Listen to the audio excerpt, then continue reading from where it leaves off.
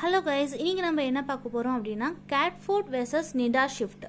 இப்படி கொஸ்டின் கேட்டாங்கன்னா எப்படி வந்துட்டு ஆன்சர் பண்ணலாம் அப்படின்றது ஒரு சின்ன எக்ஸாம்பிளாக நான் வந்துட்டு சொல்கிறேன். இதை நீங்கள் வந்துட்டு ப்ரீஃப் பண்ணி கூட நீங்கள் வந்துட்டு எழுதிக்கலாம். ஓகேவா? இப்போ டிரான்ஸ்லேஷனில் ஷிஃப்ட்டுனா ரெண்டே டைப் தான். ஒன்று கேட்ஃபோர்ட்டு, இன்னொன்று நிடா. இப்போ கேட்ஃபோர்ட்டில் வந்துட்டு என்னென்னா ஸ்ட்ரக்சர். கேட்ஃபோர்ட் சொன்னால் ஷிஃப்ட் ஆஃப் ஸ்ட்ரக்சர், கிராமர் மட்டும் மாற்றுறது. ஐ ஏட் ரைஸ், இதை வந்துட்டு எப்படி பண்ணுவோன்னா நான் சாதம் சாப்பிட்டேன். ஆர்டர் மாறிச்சு, ஆனால் அர்த்தம் வந்துட்டு மாறலை. ஸோ இதுதான் வந்துட்டு கேட்ஃபோர்டோட எக்ஸாம்பிள். ஓகேவா?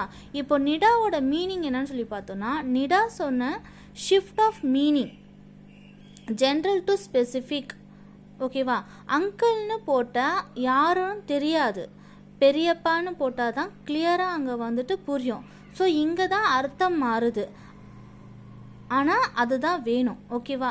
இங்கே தான் அர்த்தம் மாறுது, பட் வந்துட்டு அதுதான் வேணும் அங்கே.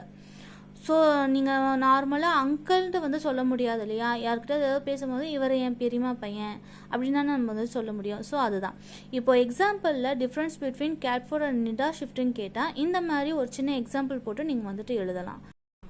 ஃபார் மோர் வீடியோஸ்க்கு இந்த சேனலில் லைக் அண்ட் சப்ஸ்கிரைப் பண்ணிக்கோங்க. அடுத்து என்ன டாப்பிக்கில் வீடியோ போடலாம் அப்படின்னு சொல்லிட்டு எனக்கு கமெண்ட் பண்ணுங்கள். ஓகே கைஸ், பாய்.